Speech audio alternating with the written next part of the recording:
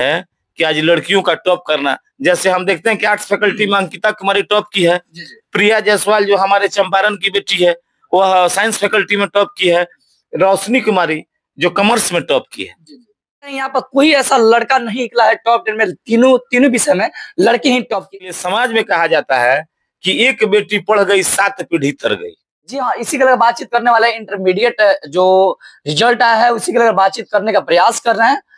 बता दें कि आप जितना भरोसा, जितना यकीन अपने बाल बच्चा पर शायद करते हैं, उनका आज रिकॉर्ड कहीं ना कहीं तोड़ते हुए बातचीत हम करने का प्रयास करते हैं सर से।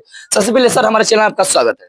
बहुत बहुत धन्यवाद आपको सत्यम जी, आज ने आपने समय दिया इसके लिए बहुत बहुत धन्यवाद।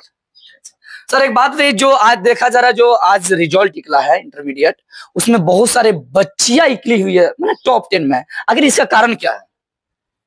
कारण है कि सरकार का बहुत बड़ा सहयोग रहा है महिलाओं के प्रति, छात्राओं के प्रति, विशेष रूप से सरकार का बहुत झुकाव रहा है। जैसे आपने देखा होगा कि हमारे माननीय मुख्यमंत्री जी को महिलाओं के प्रति या विद्यालय में छात्राओं के प्रति काफी योजनाओं का संचालन किया। उन योजनाओं के माध्यम से एक समय ऐसा था कि विद्यालय में लड़कियों की पढ़ने की संख्या काफी कम थी, लेकिन आजकल जितनी लड़कियों की सुविधाएं सरकार के द्वारा दी जा रही है, जिस कारण लड़कियों का मनोबल काफी ऊंचा उठा है और सरकार उस पर काफी वर्क कर रही है। उस मनोबल उठने का परिणाम ही है कि आज इंटरमीडिएट के रिजल्ट में आप देख रहे हैं कि सभी फैकल्टी में, वह साइंस फैकल्टी हो, आर्ट्स फैकल्टी हो, कॉमर्स फैकल्टी, सभी में लड़कियां टॉप की है। लड़कियों को टॉप करने का यह दिखाता है यह रिजल्ट कि सरकार ने उस पर मेहनत करने का काम किया है। और लड़कियां, जिसके लिए समाज में कहा जाता है कि एक बेटी पढ़ गई 7 पीढ़ी तर गई। अगर एक बेटी शिक्षित हो जाती है तो उसका 7 खानदान, 7 पीढ़ियां तर जाती है। और एक बेटी पढ़ लिख लेती है तो उसके परिवार, उसका सामाजिक रूप से काफी उसका विकास होता है। इसलिए कि शिक्षा ही एक ऐसा साधन है कि शिक्षा के माध्यम से हम परिवार के मूलभूत सुविधाओं का विकास कर सकते हैं। और उस मूलभूत सुविधाओं के विकास के कारण हमारा जब परिवार विकास होता है तो हमारा समाज विकास होता है, समाज के साथ साथ हमारा राज्य विकास होता है, उसके साथ हमारा देश का विकास होता है।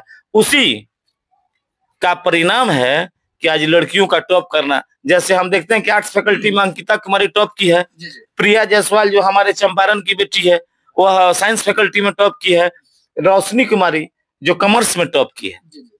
यह पढ़ाई का परिणाम है, एक दिन में नहीं होता है। जो बच्चे टेबल कुर्सी से प्रेम करते हैं, जो बच्चे कलम कॉपी से प्रेम करते हैं, जो बच्चे अपने पढ़ाई के प्रति लगन रूप से, सुदृढ़ रूप से, दृढ़ संकल्पित होकर किताब के साथ अपना प्रेम और सानिध्य प्रकट करते हैं, अपने गुरु के प्रति आस्था प्रकट करते हैं, उनके प्रति त्याग और समर्पण दिखाते हैं, वह बच्चे निश्चित रूप से देश में आगे बढ़ते हैं और देश का नाम रोशन का काम करते हैं। देखिए सर, अक्सर देखा जाता है बहुत सारे गार्जियन होते हैं जो कि बच्चियां को नहीं पढ़ाना चाहते, ज्यादातर फोर्स करते हैं बच्चे पर कोई ऐसा लड़का नहीं निकला है टॉप 10 में, तीनों विषय में लड़की ही टॉप की। इस पर क्या कहिएगा? ऐसा नहीं है कि लड़की जब टॉप कर गई तो लड़के पढ़ने में पीछे छूट गए। हो सकता है कि लड़कियों के मुकाबले में कुछ लड़के पीछे छूट गए हों, लेकिन ऐसा नहीं कि जो टॉप करता है वही जीवन में हर दिशा में टॉप करता है। आप देखते हैं कि कुछ बच्चे टॉप भी करते हैं जो कुछ उनसे नीचे पैदा, ऐसा नहीं कि उसकी प्रतिभा कम होती है।